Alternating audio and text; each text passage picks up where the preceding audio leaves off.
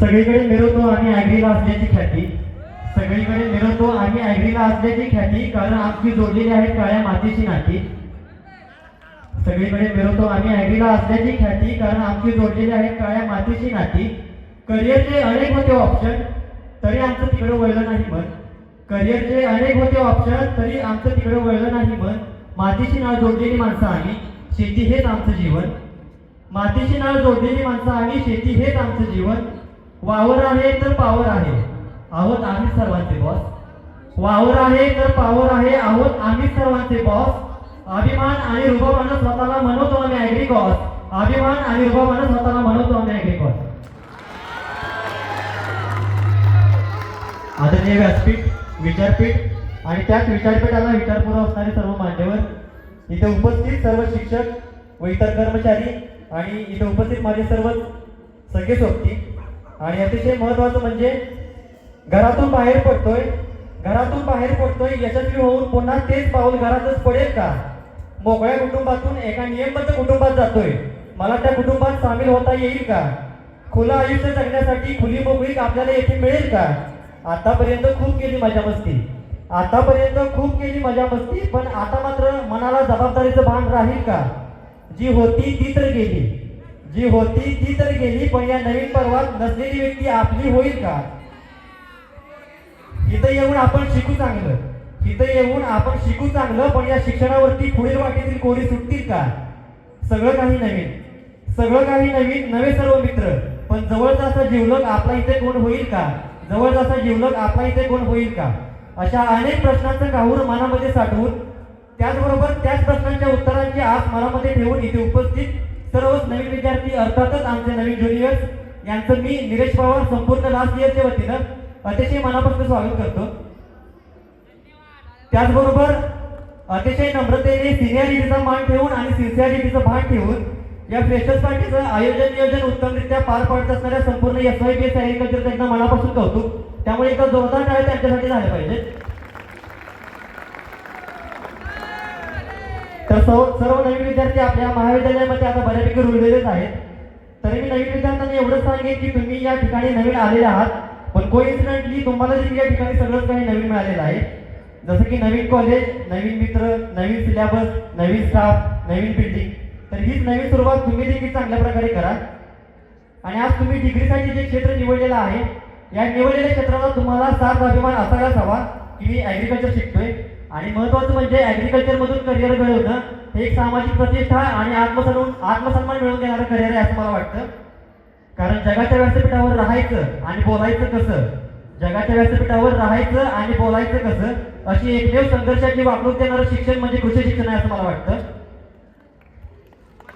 म्हणूनच मी आपल्या ॲग्रिकल्चर काही ओळींमधून स्पष्ट करतो. या कुटुंबातून निघून जाऊ तर या 3 वर्षांचा अनुभव म्हणून सांगतो की या नवीन सुरुवातीला या ठिकाणी न भूतो न भविष्याची असे अनेक नाती तयार होतात. जसं की मैत्रीचं नातं, भावाचं नातं, भाऊ बहिणीचं नातं आणि अतिशय महत्त्वाचं म्हणजे प्रेमाचं नातं. आणि त्यात अतिशय महत्त्वाचं म्हणजे ज्या नात्याला रिस्पेक्ट या शब्दानं घट्ट बांधलेलं असतं ते नातं म्हणजे सिनियर आणि ज्युनियरचं. त्यामध्ये आदर पण तेवढाच, भीती पण तेवढीच आणि मोकळी पण तेवढीच. म्हणूनच जरी आपल्याला काही देता आलं नाही तर रिस्पेक्ट ही मनापासून देता आलीच पाहिजे. कारण आपण जेवढी रिस्पेक्ट इतरांना देऊ तेवढीच रिस्पेक्ट त्यांच्याकडून आपल्याला देखील मिळणार आहे. मग सिनियर असो वा ज्युनियर, इथं आल्यानंतर त्यांच्यातील मैत्री इतकी घट्ट होते की ती कधीच तुटत नाही. कधी चुकतात आपले मित्र, पण त्यांना पण आपल्याला समजून घेता आलं पाहिजे. कारण अनंतरावत खूप छान असं लिहितात की सोबतीने संपवू अंधार मित्रा, वेदनेचाही करू शृंगार मित्रा. घर तसे मजबूत असते मैत्रीचे, गैरसमजाचे नको बंधार मित्रा. तू दगा केलास चल असू दे, मी तरी तुझ्या सोबत असेनच मित्रा. आणि वेगळे सावज नको लावू गळाला, तोच गळगे मी पुन्हा फसणार मित्रा. या जगातील सर्वोत्कृष्ट नातं म्हणजे मैत्री, जे आपल्याला मरेपर्यंत काहीही कमी पडून देणार नाही.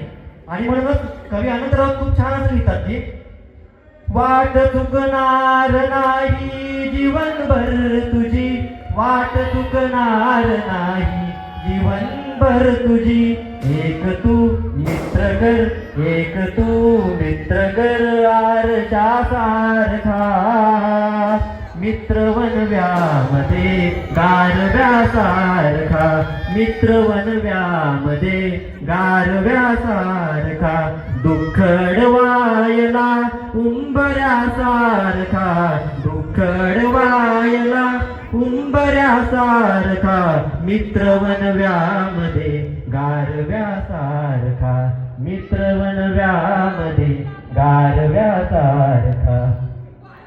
काही गोष्टी ज्या आयुष्य पोरांना कधीच मिळत नाहीत. काही गोष्टी म्हणजे खरं प्रेम, दुसरी गोष्ट म्हणजे परीक्षेत पूर्ण मार्क्स आणि तिसरी गोष्ट म्हणजे डेमो घेताना शेतकरी. आणि आता कॉलेज म्हटलं की सर्वांच्या जवळचा विषय प्रेम प्रकरण आलंच. कारण या प्रेम शब्दाला उभारी देण्याचं एकमेव ठिकाण म्हणजे कॉलेज. मग त्याला काही जण अंधश्रद्धा म्हणत असतील किंवा काही जण त्याला त्यांच्या जीवनातील एक सोनेरी क्षण समजत असतील. असो, ज्याची त्याची मर्जी.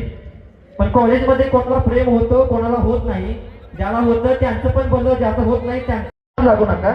कारण प्रेमात खूप जिद्द असते. आणि कोणी तर म्हटलंय की प्रेमात जर जिद्द नसती तर आज श्रीकृष्णाच्या बाजूला राधा नसती. श्रीकृष्णाच्या बाजूला राधा नसती.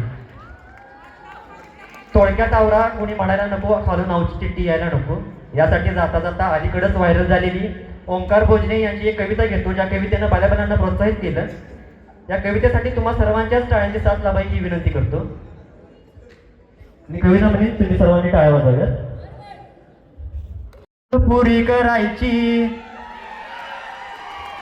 तुझी तुलाच पुरी करायची हौस आकाशी उंच उडायची गड्या तयारी ठेव र मनाची कधी झुकायची कधी नडायची दुनिया डोक्यावर घेणार हायर तुला उचलून घेणार हायर दुनिया डोक्यावर घेणार हायर तुला उचलून घेणार हायर. आला जरी कधी कठीण क्षण तो खंबीर उभं तू राहायचं गड्या खंबीर उभं तू राहायचं हटायचं नाही गड्या झटायचं पुढं पुढं तू चालत जायचं पुढं पुढं तू चालत जायचं. ताज्या दमाचं तरुणाईचं मिळालं रे वरदान तुला मिळालं रे वरदान रेशमी कापड हातात तुझ्या करू नको बारदान त्याच करू नको बारदान. आई बाबाच्या पायावर डोकं बाकी जगा शिरा रोक ठोक अगदी नाही पण नाही साथीला शिल्लक चांगली लोक सलामी झुकून सलामी ठोकून सलामी वाकून देणार हायर तुला उचलून घेणार हायर दुनिया डोक्यावर घेणार हायर तुला उचलून घेणार हायर दुनिया डोक्यावर घेणार हायर तुला उचलून घेणार हायर. तर मला आयोजकांनी या ठिकाणी बोलण्याची संधी दिली त्याबद्दल मी त्यांचे आभार मानतो आणि इथेच थांबतो. जय हिंद, जय महाराष्ट्र, जय शिवराय. धन्यवाद.